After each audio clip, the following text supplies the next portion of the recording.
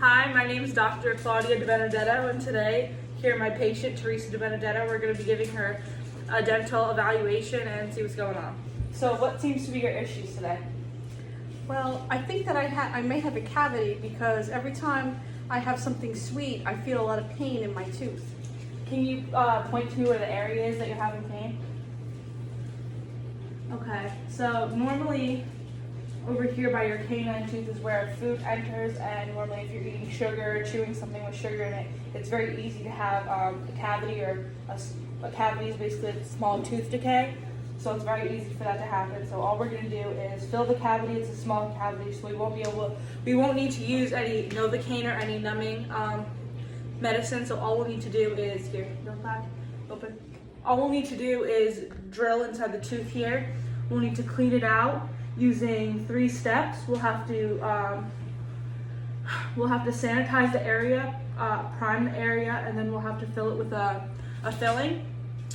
After we use the filling, we're going to drill it out and smooth it, and then use a bite block just to make sure her bite's even on both the top and the bottom, and then we'll send her on her way.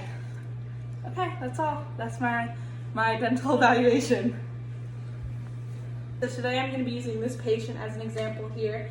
About a month and a half ago, she had came in and got a crown. About a month ago is when we did her crown delivery for her permanent crown. There seems to be a little bit of infection underneath her crown, so we're going to be needing to do a root canal because the infection is so deep inside. We can prescribe antibiotics to try and clear the infection first. But if the infection doesn't clear within antibiotics within 7 days, we will have to perform a root canal, which is where we're going to need to take a small screw and drill inside the hole where the infection is, and we're going to need to clean the infection out because that's what's giving you pain and discomfort. So after we drill inside the hole, we're going to clean all of the infection out with a liquid kind of medicine that we use, and we just kind of insert it in here. It's a drill that kind of a liquid comes out of the top. It's kind of like a water kind of substance, and it's just going to clean out all inside. And then we're going to use a series of 3 different kind of almost like kind of like a stick, and what we're going to do is we're going to see how deep the infection actually goes. So we're going to put different measurements, and we're going to use the bottom of our mirror to go up to your tooth here and measure how deep the infection actually goes, which really matters because it tells us how using the blanket. It tells us how severe the infection actually is. Sorry. So after we clean it out and put the sticks in to see how clean it is, we're going to put a little bit of medicine in there, and then we're going to stuff inside of it with a cotton ball. Actually, like what's inside of a cotton ball, we're going to put a little bit of cotton in there, and then we're actually going to do exactly what we would do with the filling and cover it completely.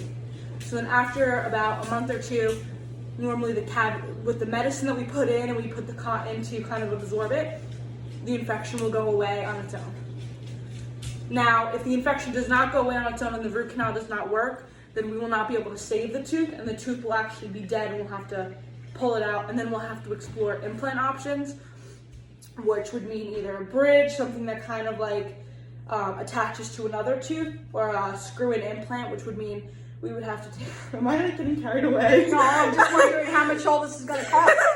So we would have to do an extraction, let the gum heal over, and then we would have you come back and we would do a screw in.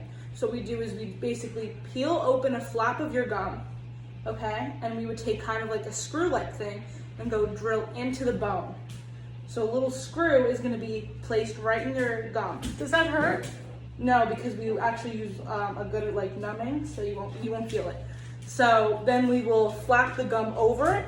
We're gonna do like a suture, like a kind of like a sewing kind of thing with a needle and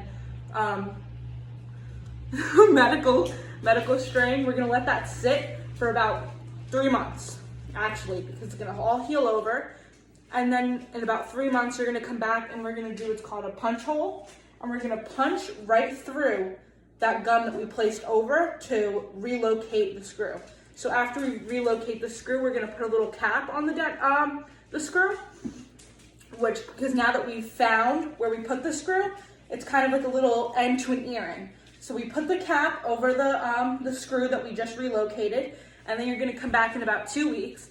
And after you come back in 2 weeks, we'll remove the cap, we'll relocate the screw, make sure that there's enough base to attach your tooth delivery that has come in.